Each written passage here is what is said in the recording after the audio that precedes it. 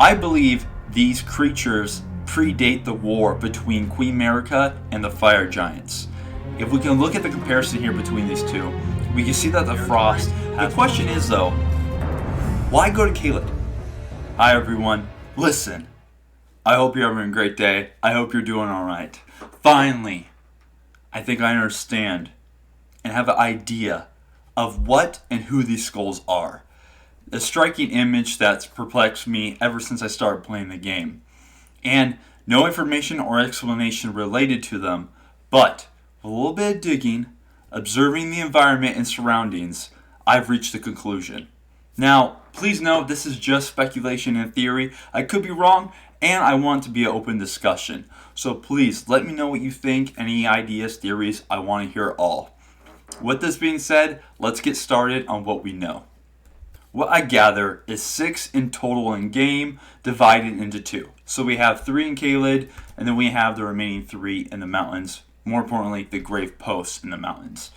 Looking at Caelid, they appear to be engulfed and consumed by the scarlet rot. Right here we can see, let's go to the first one.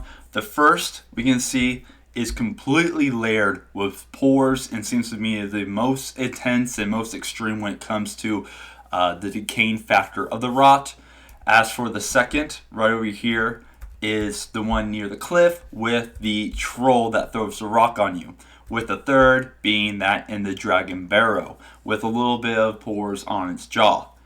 As for the mountains, we can see that they are more condensed. They're also more aligned too, on a straight line together.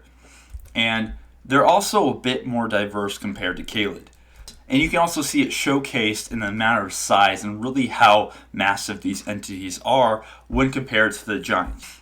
Onto the surroundings, it's corpses of the fire giants. We can see that they are impaled by this ritual stake. We can assume that this came from the thorn sources and the fire monks, which kind of preserve and monitor the giants themselves. So that would make sense. Then we can see additional both live and dead trolls within the area. Let's move on to the finer details of the subject itself. All the skulls are unique, not just in its scale, its facial design, but the state of decay like I mentioned before. Second, this appears to be the largest figure of all the skeletons and skulls, and it's the only one with a visible ribcage. Third is going to be the apparent age. I believe these creatures predate the war between Queen Marika and the Fire Giants. If we can look at the comparison here between these two, we can see that the frost has preserved a bit of the features, the flesh, and the overall resemblance of a giant versus compared to, the latter, which is long gone deceased and fully decomposed. With the small bits of information, we can gather that these are very old.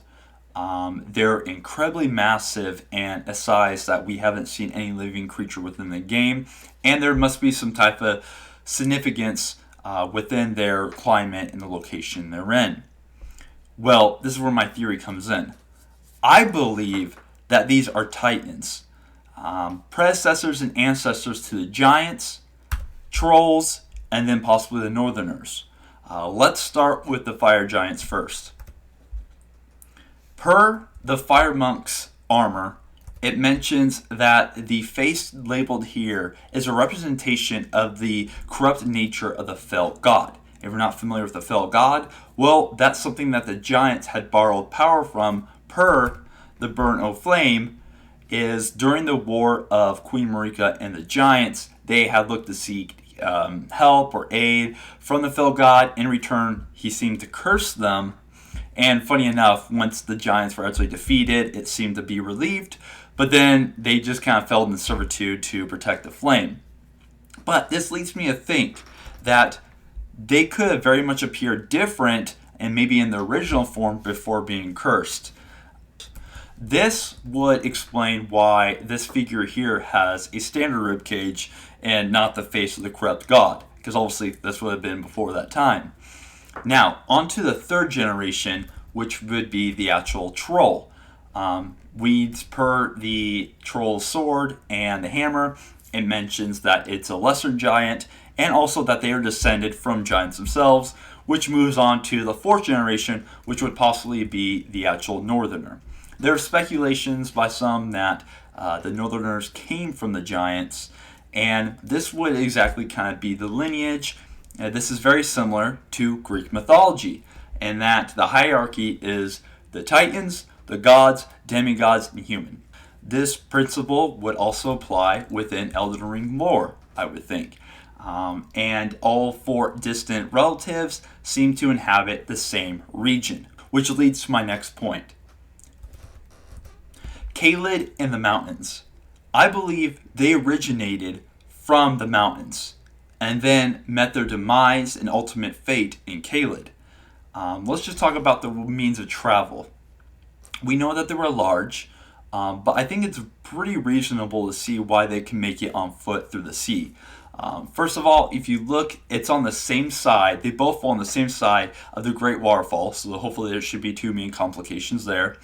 But if the map is true to scale, which if there's any credence or accuracy there, that equates to the Stormvale Castle all the way to the gate front.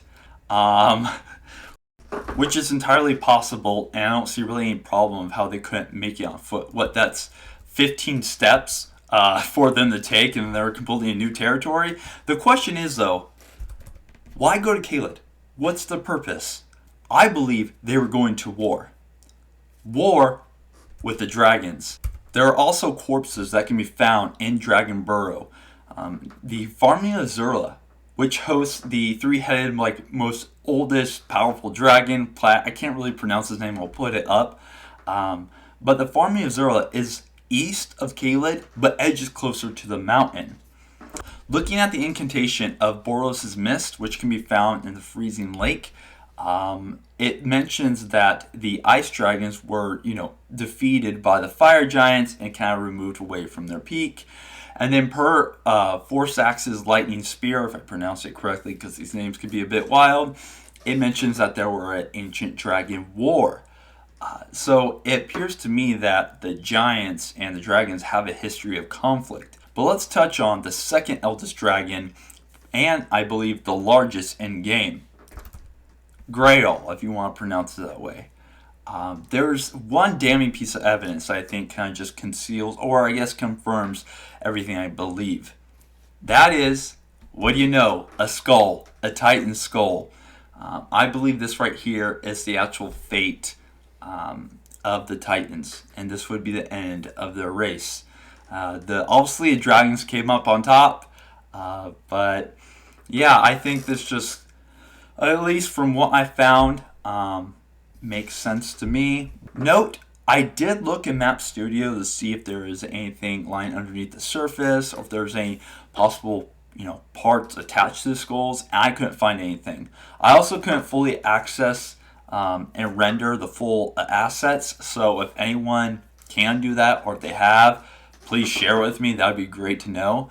But yeah, this is a little bit of what I think transpired. How it did and how things came to be, I'm not exactly sure, but I definitely do believe this is generally the outline of who they are and where they came from.